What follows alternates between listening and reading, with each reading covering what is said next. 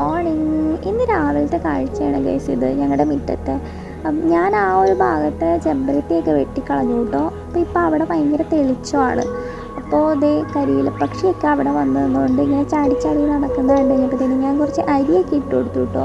അത് ഇടയ്ക്ക് എൻ്റെ ഒരു സ്വഭാവമാണത്. ഞാൻ ഇതേപോലെ പക്ഷികൾ വന്നിരിക്കുമ്പോഴത്തേക്കിനും അവർക്ക് ഇതുപോലെയൊക്കെ ഇങ്ങനെ ഓരോന്ന് ഇട്ട് കൊടുക്കാറുണ്ട് കേട്ടോ. അപ്പോൾ കുറേ നാളായിട്ട് ഞാൻ വിചാരിക്കുന്നു ഇതേപോലെ ഇവർക്ക് ബേർഡ്സിനൊക്കെ വന്നൊന്ന് റെസ്റ്റ് ചെയ്യാൻ വേണ്ടി ഒരു ഹാങ്ങിങ് ഉണ്ടാക്കി ഗാർഡൻ ഏരിയയിൽ ഇടണം.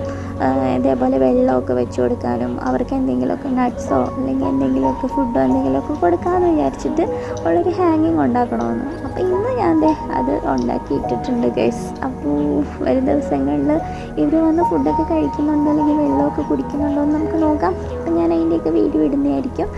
അപ്പോൾ എൻ്റെ വീഡിയോസൊക്കെ ഇഷ്ടപ്പെട്ടെങ്കിൽ എന്നെ ലൈക്ക് ചെയ്ത് സബ്സ്ക്രൈബ് ചെയ്ത് ഷെയർ ചെയ്ത് സപ്പോർട്ട് ചെയ്യണേ. Have A nice day. Tata.